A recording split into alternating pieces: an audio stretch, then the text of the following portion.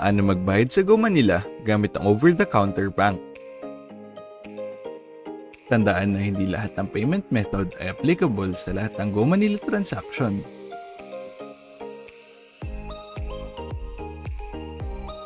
Mag-login sa Go Manila at pumunta sa Transaction History.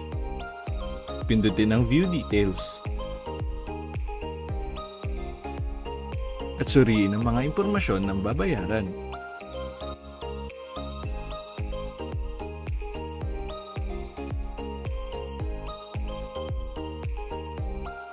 Pindutin ang Pay Now.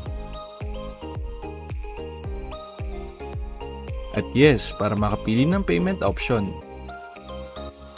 Pindutin ang Banks para sa payment method.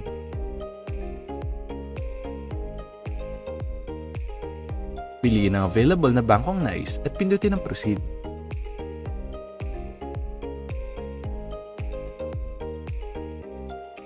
Pindutin ang Send Instructions via email o mobile button.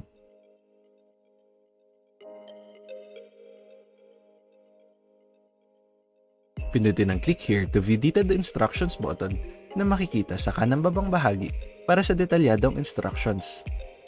Tandaan na kailangang itago, i-download o i-print ang payment instructions na binigay.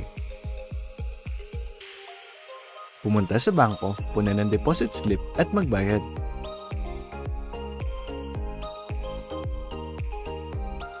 Sa oras na tapos na magbayad ay i-upload ang litrato ng resibo sa transaction sa iyong Go Manila account. Makatatanggap ng SMS payment confirmation sa Go Manila account kapag nakatanggap na ang bayad. Para sa iba pang katanungan, maaaring makipag-ugnayan sa mga sumusunod. Go Cashless, Go Manila.